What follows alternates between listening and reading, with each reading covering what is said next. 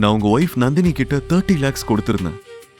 அவங்க அந்த அமௌண்ட்டை ஒரு பர்சனல் ப்ராஜெக்டுக்காக வாங்கியிருந்தாங்க. பட் இப்போ அந்த பணத்தை திருப்பி தர மாட்டேன்னு சொல்றாங்க என்றார். அதற்கு சிவா மிகவும் சாதாரணமாக, ஓகே, இதுல நான் உங்களுக்கு எப்படி ஹெல்ப் பண்ணணும்? நாங்க 2 பேரும் டிவோர்ஸ் ஆகி பிரிஞ்சிட்டோம். அது உங்களுக்கு தெரியும்ல. இனி எனக்கும் அவங்களுக்கும் எந்த சம்பந்தமும் இல்லை என்றார். அதை கேட்ட விக்ரம் சீரியஸாக, சிவா நீங்க அப்படி சொல்லக்கூடாது. நாங்க உங்க ஒய்ஃபை நம்பிதான் பணம் கொடுத்தோம். எங்களுக்கு எங்க பணம் வேணும். என்ன பண்ணலாம்னு நீங்களே சொல்லுங்க என்று அப்பாவியாக கேட்டார். சிவா சில கணம் யோசித்து விட்டு, சாரி மிஸ்டர் விக்ரம், இந்த விஷயத்துல என்னால உங்களுக்கு ஹெல்ப் பண்ண முடியாது என்று சொல்ல, உடனே விக்ரம் குரலை உயர்த்தி, நான் உங்களுக்காக தான் அமைதியா இருக்கேன். இல்லனா இந்த விக்ரம் கிட்ட இருந்து பணத்தை ஏமாத்த இன்னொருத்தர் பிறக்கணும். தேவையில்லாம இந்த விஷயத்தை வளர்க்க வேண்டாம். நீங்க நினைச்சா இந்த விஷயம் இங்கேயே முடிஞ்சிடும் என்று மிரட்டுவது போல சொல்ல, சிவாவும் பதிலுக்கு, நீங்க பணம் கொடுக்கும் போது என்கிட்ட கேட்டுட்டா கொடுத்தீங்க? நீங்க பணம் கொடுத்த விஷயமே இப்ப நீங்க சொல்லிதான் எனக்கு தெரியும். சி மிஸ்டர் விக்ரம், எனக்கும் இதுக்கும் எந்த சம்பந்தமும் இல்லை. உங்க பணத்தை நீங்க யார்கிட்ட கொடுத்தீங்களோ அவங்க கிட்ட தான் கேட்கணும். எனக்கும் அந்த ஃபேமிலிக்கும் இனி எந்த சம்பந்தமும் இல்லை. சோ இனிமே இதை பத்தி என்கிட்ட பேச எதுவும் இல்லை என்று கடுமையாக சொன்னார். அதை கேட்ட விக்ரம் சட்டென்று எழுந்து நின்று, தென் ஃபைன், ரொம்ப தேங்க்ஸ் மிஸ்டர் சிவா என்று சொல்லிவிட்டு அங்கிருந்து புறப்பட நினைத்தார். அப்போது சிவா அவரை நிறுத்தி, நந்தினி கிட்ட கொடுத்த பணத்தை எப்படி வாங்க போறீங்க என்று கேட்டார். அதான் உங்களுக்கும் அந்த ஃபேமிலிக்கும் எந்த சம்பந்தமும் இல்லைன்னு சொல்லிட்டீங்கல்ல, அப்புறம் ஏன் நீங்க அதை பத்தி கவலைப்படுறீங்க? அந்த பணத்தை எப்படி வாங்கணும்னு எனக்கு தெரியும். அதை நான் வாங்கிக்கிறேன்.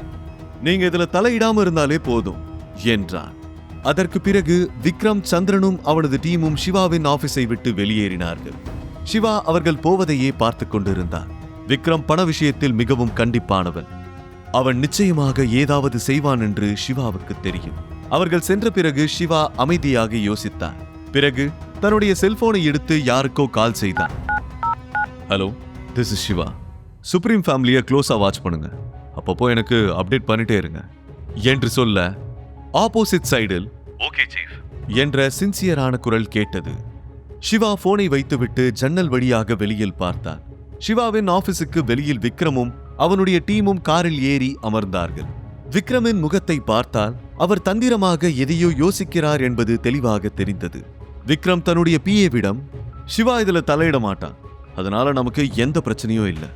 இப்ப நாம நம்ம வழியில நம்ம வேலையை செய்யலாம். நமக்கு சொந்தமானதை நாமளே எடுத்துக்கலாம் என்றார். பிஏவும் தலையசைத்து அதற்கு சம்மதித்தார். ஓகே சார், நாங்க ரெடியா தான் இருக்கோம். நீங்க சொன்னா இமிடியேட்டா வேலையை ஆரம்பிச்சிடலாம் என்றார். சிவா ஜன்னல் வழியாக இதையெல்லாம் பார்த்து கொண்டிருக்க, ருத்ரன் இல்லத்தில் அவந்திகா சிவாவை பற்றியே யோசித்துக் கொண்டிருந்தார். நேற்று அவள் மனதில் சிவா மீது ஏற்பட்ட ஈர்ப்பு அவளை மிகவும் தொந்தரவு செய்தது. ஒருவேளை தனக்கு சிவா மீது காதல் வந்து விட்டதா என்ற யோசனையில் அங்கும் இங்குமாக நடந்தார். ஒவ்வொரு முறையும் அவள் ஆபத்தில் இருக்கும் போதெல்லாம் அவன்தான் அவளை காப்பாற்றினான். அவள் ஆசைப்பட்டது அனைத்தையும் நிறைவேற்றினார். மேஜர் இருக்க வேண்டிய இடத்தில் இப்போது சிவா இருப்பதாக உணர்ந்தான். சிறுவயது காதலனுக்கும் சிவாவுக்கும் நடுவில் அவள் சிக்கி தவித்தாள். இன்னும் ஒரு படி மேலே போய் சொல்ல வேண்டும் என்றால், இப்போது அவள் மனநிலை, மேஜர் இனி தன் வாழ்வில் வரவே வேண்டாம் என்றெல்லாம் நினைக்க ஆரம்பித்து விட்டாள். இரண்டுமே ஒரே ஆள்தான் என்று தெரியாத அவந்திகாவின் மனது உச்சக்கட்ட குழப்பத்தில் இருந்தது. அதை பற்றி யாரிடம் சொல்வதென்று அவளுக்கு தெரியவில்லை. இந்த குழப்பத்தை தீர்த்து கொள்ள அவளிடம் ஒரே ஒரு வழிதான் இருந்தது. அது சிவாதான். உடனே சிவாவிற்கு கால் செய்தார். போன் அடித்த முதல் ரிங்கிலேயே காலை அட்டெண்ட் செய்தார். Shiva, sorry to disturb you. என் மனசுல ஒரு சின்ன குழப்பம். அதுக்கு உன்னால தான் பதில் சொல்ல முடியும். அதுக்கு முன்னாடி மேஜரை பத்தி ஏதாச்சும் டீடைல்ஸ் கிடைச்சதா என்று கேட்க, சிவாவிற்கு எப்படி ரியாக்ட் செய்வதென்று தெரியவில்லை.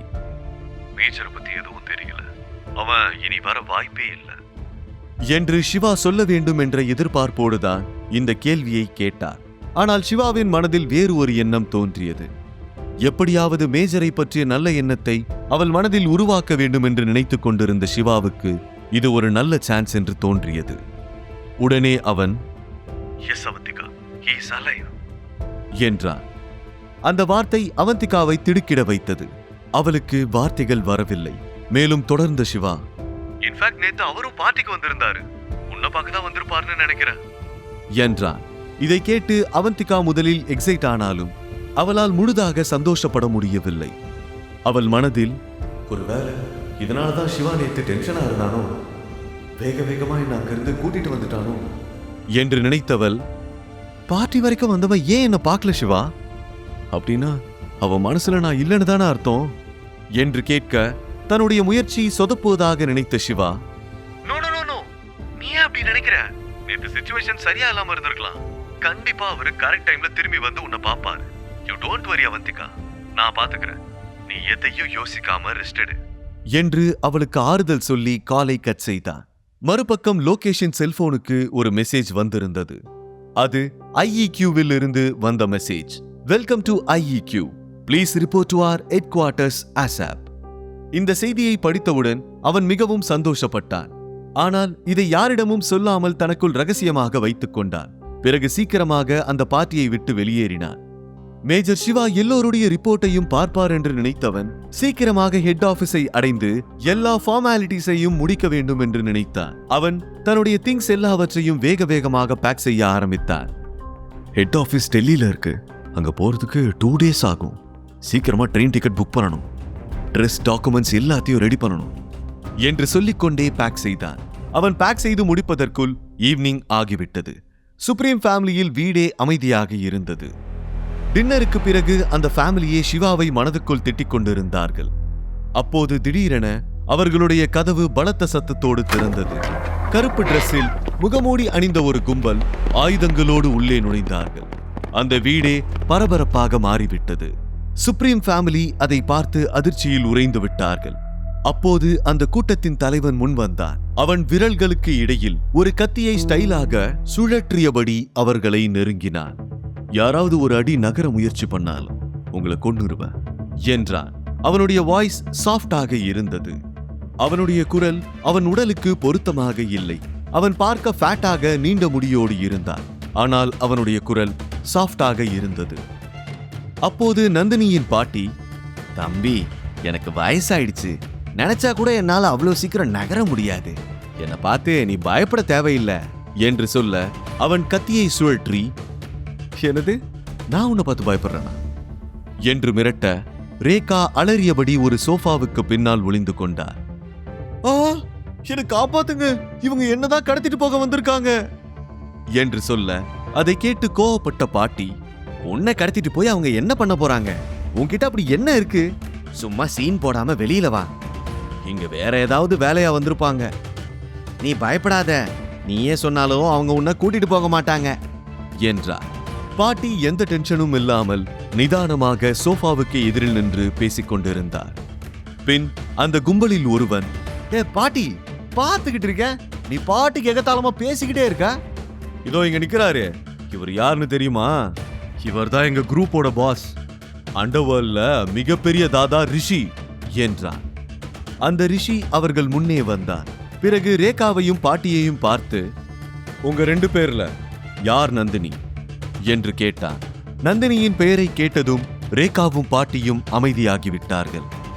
உங்களை தான் கேட்கிறேன், யார் நந்தினி என்று சத்தமாக கேட்டார். அப்போதும் பதில் இல்லை. நீங்க சொல்ல மாட்டீங்க, சரி நானே கண்டுபிடிக்கிறேன். நந்தினிங்கிற பேர் கொஞ்சம் ஓல்ட் நேம் தான், அதனால நீ தான் நந்தினியா இருக்கணும் என்று ரேகாவை பார்த்து கூறினார். உடனே ரேகா, என் பேர் நந்தினி இல்ல, என் பேரு ரேகா என்று பெருமையாக சொன்னார். ஓ நீங்க தானா? அது விக்ரம் சார் கிட்ட 30 லட்சம் ரூபாய் பணம் வாங்கி ஏமாத்தினது நீங்க தானே என்று கேட்டார். அதை கேட்டு ரேகாவும் பாட்டியும் ஆச்சரியத்தோடு ஒருவரை ஒருவர் பார்த்து கொண்டார்கள். பாட்டி அதிர்ச்சியாக, என்னது 30 லட்சமா என்று சொல்லிக்கொண்டே தடுமாற்றத்தோடு கண்களை மூட, ரேகா அவரிடம் ஓடி வந்து பாட்டியை ஆதரித்து தாங்கி பிடித்தார். சோஃபாவில் உட்கார வைத்தார். அந்த கும்பலை திரும்பி பார்த்து, யோ நீ 30 லட்சம்னு சொன்னதுனாலதான் அவங்க ஷாக் ஆகி மயக்கம் போட்டுட்டாங்க. நாங்க 30 லட்சங்கிற வார்த்தையை கேட்டு பல வருஷம் ஆயிடுச்சு. இவ்ளோ பெரிய அமௌண்ட்ட நாங்க ஒன்னா பார்த்ததே இல்ல. நீ சொன்னதை கேட்டு எனக்கே தலை சுத்திருச்சு. அவங்க என்ன பண்ணுவாங்க? உன் விக்ரம் சார் யாருக்கு 30 லட்சம் கொடுத்தாருன்னு தெரியாம உன் இஷ்டத்துக்கு பேசாத என்று ரேகா சொல்ல, நல்லா தெரிஞ்சுதான் சொல்றோம், எங்க பாஸ் பணம் கொடுத்தது நந்தினி கிட்டதான் என்று சொல்ல, அதை கேட்ட ரேகாவும் பாட்டியும் ஆச்சரியத்தோடு ஒருவரை ஒருவர் பார்த்து கொண்டார்கள். முழு கதையையும் கேட்டு மகிழ பாக்கெட் FM ஏப்பை டவுன்லோட் செய்யுங்கள். லிங்க் டிஸ்கிரிப்ஷனில் கொடுக்கப்பட்டுள்ளது.